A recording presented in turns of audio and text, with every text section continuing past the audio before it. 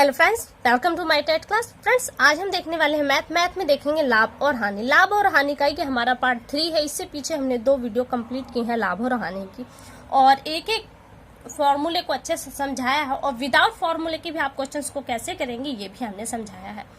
यहाँ जो तैयारी हो रही है वो सीटेट की, यूपी-टीटी की, अदर स्टेट की आप तैयारी कर रहे हैं टीटी की, तो वो भी तैयारी हो रही है, और साथ में आपकी सुपर टीटी की। यानी कि यहाँ पे अभी आप जो कुछ भी पढ़ने वाले हैं वो आपके टीटी और सुपर टीटी के लिए इम्पोर्टेंट चीजें हैं।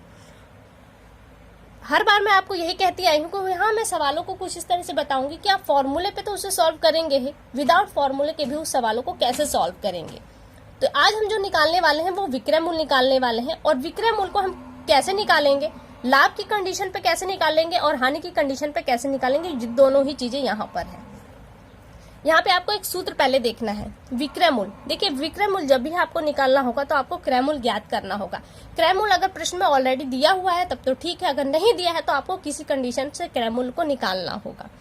तो विक्रय मूल्य निकालने के लिए है क्रय मूल्य गुणित 100, और 100 में अगर लाभ होता है तो प्लस लाभ लिखेंगे, अगर हानि होती है तो माइनस हानि लिखेंगे, और कुल के बटे में आपका 100 चला जाएगा। ये आपका सूत्र है, इसे याद कीजिए, या फिर मैं आपको अच्छे से विदाउट सूत्र के प्रश्न को भी समझाती हूँ। देखिए यहाँ पे कह रहा है, प्रश्न क्या है, 50 रुपए की वस्तु को कितने रुपए में बेचा जाए जिससे उस वस्तु पर 10% का लाभ हो। कह रहा है कि वस्तु की जो कीमत है 50 रुपए। 50 रुपए क्या है, मान लीजिए मैंने कोई वस्तु खरीदी है, उसकी कीमत 50 रुपए है। अब मैं उसे कितने में बेचूं ताकि मुझे 10% का लाभ हो। तो 10% का लाभ क्या दिखाता है, 110% को। अपने आप में 50 रुपए 100% के बराबर है। 10% का लाभ कमाना है तो मुझे 110% में उसे बेचना होगा। तो 50 के बटे में अगर 100 कर दूं कि 100% अपने आप में ये 50 पूरा है, जो मिलेगा 1% के बराबर, उसमें मैं 110 का गुणा कर दूंगी तो मुझे वो कीमत मिल जाएगी जिस पर मुझे उसे बेचना है, यानी कि विक्रय मूल्य। और यही आपका फॉर्मूला भी बताएगा। फॉर्मूला का रखते हैं, फॉर्मूला है आपका विक्रय मूल्य बराबर क्रय मूल्य इंटू ब्रैकेट में क्या है 100। अब 100 में देखिए आपको देखना है कि लाभ है कि हानि। अगर लाभ है तो आप किसका निशान लगाएंगे, प्लस का निशान लगाएंगे। तो प्लस, और कितने का लाभ है, 10% का लाभ लेना है, तो हमने यहाँ पे से 10 कर दिया, और उसके कुल के बटे में क्या चला जाएगा, 100। अब अंकों को रखेंगे, क्रय मूल्य कितना है, 50 है। यहाँ हमने 50 गुणित जो हमारा लाभ है वो 110 हो जाएगा, यहाँ पे 110, और इसके बटे में चला जाएगा आपका 100। काट देंगे, 0 से 0, इस 0 से ये 0, क्या बचा, 11 पचे 55, 55 रुपए आ गए। यानी कि जो 50 रुपए की वस्तु है, अगर उसे हम 55 रुपए में बेचेंगे तो हमें 10% का लाभ हुआ, लाभ होगा या हुआ। तो 55 क्या है, विक्रय मूल्य है। ये आपका क्या है, विक्रय मूल्य। देखिए वही चीज हमने कही थी कि क्या है, आपको कितने का प्रॉफिट, 50 अपने आप में पूर्ण 100% के बराबर। इसे आप 100 से भाग देंगे तो वही क्रिया देखिए यहाँ पे हो रही है। 50 को 100 से भाग दिया गया, अब भाग देने पे हमको 1% का मिलेगा, उसे में हम 110, क्योंकि हमें 10% का लाभ लेना है तो 110 का हम गुणा कर देंगे और हमें आंसर मिल जाएगा। रखने का प्रोसेस थोड़ा अलग अलग है, क्योंकि हम डायरेक्ट ने हमने यहाँ पे 110 को भी रख दिया है, और बताने में थोड़ा अलग हो रहा है, लेकिन चीज यही है। कई सवाल को करेंगे तो फॉर्मूला अपने आप क्लियर हो जाएगा। प्रतिशत का टॉपिक पर ही आधारित है, जिसका प्रतिशत क्लियर हो गया तो ये सब एकदम कुछ भी नहीं है उसके लिए। यहाँ देखिए कह रहा है 450 रुपए की वस्तु को कितने में बेचा जाए। कितने में बेचा जाए का मतलब क्या है, आपसे क्या पूछ रहा है, विक्रय मूल्य, ताकि 25% का लाभ हो। फॉर्मूले को अप्लाई करते हैं या ऐसे ही समझ ली, मैं ऐसे पहले आपको समझा देती हूँ। कह रहा है कि 450 रुपए कितने के बराबर है, क्योंकि ये क्या है, उसका क्रय मूल्य है ना। क्रय मूल्य 450 कितने के बराबर है, 100% के। अगर मैं 450 को 100 से भाग दे दूं तो मुझे 1% के बराबर वस्तु की कीमत मिलेगी। और मुझे प्रॉफिट कितना चाहिए, 25%। तो 100 और 25 कितना हो जाएगा, 125, और इस 1% में जो हमें मिलेगा उसमें अगर मैं 125 का गुणा कर दूं तो जो मुझे मिलेगा वो हो जाएगा इसका विक्रय मूल्य। फॉर्मूला क्या कहता है, देखिए यही चीजें निकल कर आएंगी। फॉर्मूला रखते हैं, विक्रय मूल्य बराबर क्रय मूल्य गुणित ब्रैकेट में 100, लाभ है तो प्लस 25, और बटे में क्या चला जाएगा आपका 100। अंक को रखते हैं, क्रय मूल्य क्या है, 450 रुपए गुणित 100 और 25 क्या हो जाएंगे 125 बटे में 100। यही चीजें देखिए यहाँ पे 450 बटे में 100 गुणित 125 आ गया।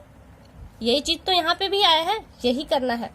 विदाउट फॉर्मूले के भी आप सवालों को सॉल्व करेंगे, बस आपकी टेक्निक थोड़ी सही होनी चाहिए सवालों को समझने के लिए। इसको यहीं से काट देते हैं, 25 से काट देते हैं तो यह हो गया 25 पंजे और ये 25 चौके। इसे काट देते हैं, 4 एकम 4, 4 एकम 4, 4 दूनी 4 पंजे 20, ये हो गया आपका, ये आ गया।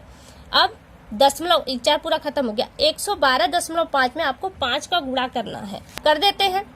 5 बचे 25 का 5 हाथ में गया 2, 5 दूनी 10, 2 12 का 2 हाथ में गया 1, 5 एकम 5 1 6 और 1 की क्या 5 एकम 5 सॉरी 5, ये क्या हो गया इसका आंसर। और ये है क्या, ये विक्रय मूल्य है, यानी कि 25% का 450 रुपए की वस्तु पर अगर हमें 25% का लाभ चाहिए तो उस वस्तु को हमको 500 रुपए और 50 पैसे में बेचना पड़ेगा।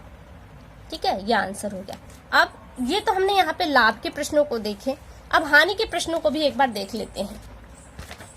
ये देखिए आपके हानि के प्रश्न हैं। प्रश्न क्या है यहाँ पे, किसी वस्तु को 200 रुपए में खरीदा गया, 30% की हानि पर उसे बेचना पड़ा। मैं ये मजबूरी थी कि उसे 30% हानि पर बेचना पड़ा। उस वस्तु का विक्रय मूल्य क्या था, यानी कि जो 200 रुपए की वस्तु थी, 200 रुपए की वस्तु जो उसकी क्रय मूल्य थी, उस पर 30% का हानि रखकर उस वस्तु को बेचना पड़ा। 30% की हानि, तो वस्तु के रुपए में आपको बताना है कि वो कितने रुपए में बेची गई।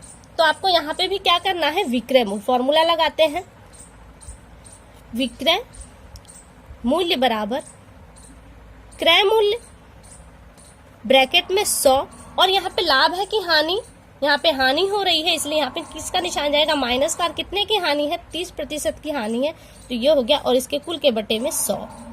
अब देखिए यहाँ पे क्या करेंगे, क्रय मूल्य क्या है 200 रुपए, गुणित कर देंगे तो यहाँ आ जाएगा आपका 70 बटे में 100। 100 से डायरेक्ट काट दीजिए, 2 आ गया, 7 दूनी 14।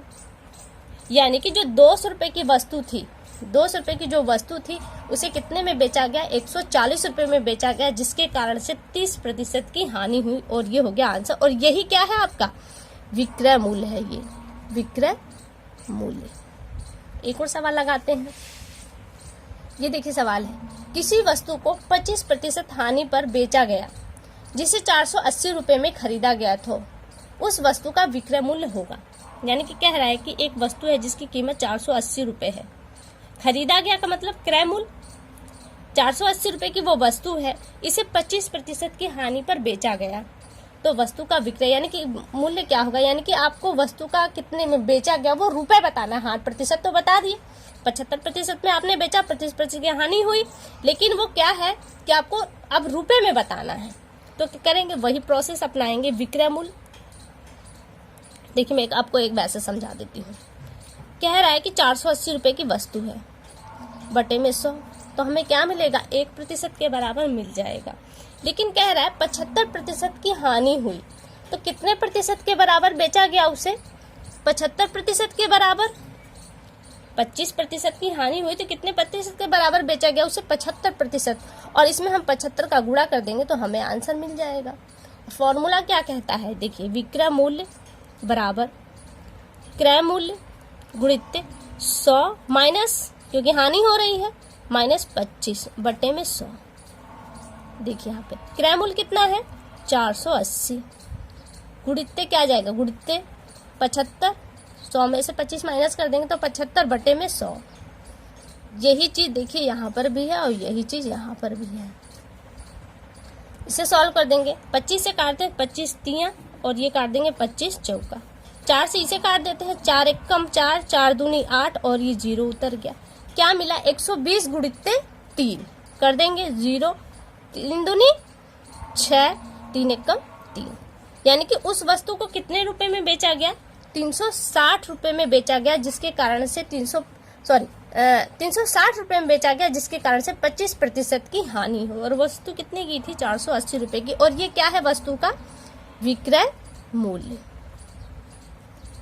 तो फ्रेंड्स देखिए यहाँ से ये आपके सवाल कंप्लीट हुए।